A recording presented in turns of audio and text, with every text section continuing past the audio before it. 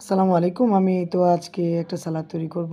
সেজন্য আমি এখানে কিছু ইনগ্রিডিয়েন্টস নিয়ে নিয়েছি সালাদের জন্য। যেমন এখানে বিটরুট আছে, টমেটো আছে, তারপরে শসা আছে, কাঁচামরিচ, গাজর আছে, ধনেপাতা, পেঁয়াজ, লেবু সবকিছু সমন্বয়ে আমি এখন এখানে একটা সালাদ তৈরি করব। অনেকে যারা ডায়েট করেন তারা এইভাবে সালাদটা তৈরি করে খেতে পারেন। আশা করছি আপনাদের কাছে ভালো লাগবে।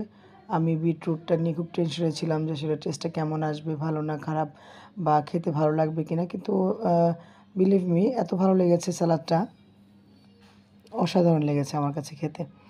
মানে ভাত না খেয়ে শুধু এই সালাদটা খেয়েও আপনি থাকতে পারবেন। আপনার কাছে খারাপ লাগবে না। এত টেস্টি, মানে এত ভালো লেগেছে সালাদটা। লেবুটা দেওয়াতে মেবি সালাদের টেস্টটা আরও বেড়ে গেছে।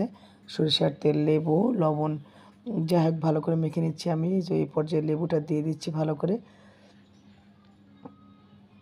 ভালো করে মেখে নেবে। এখন শীতের সিজন চলে এসছে। আপনারা এখন ফ্রেশ সব তাজা শাকসবজি পাবেন, ফ্রেশ সালাদ, ফ্রেশ ফ্রুটস, তারপরে টমেটো, ধনেপাতা সব কিছু ফ্রেশ পাবেন।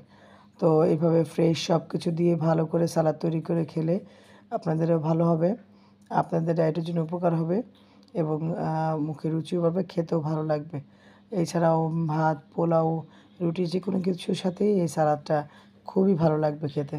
তো ট্রাই করবেন, ভালো লাগলে। Thanks for watching.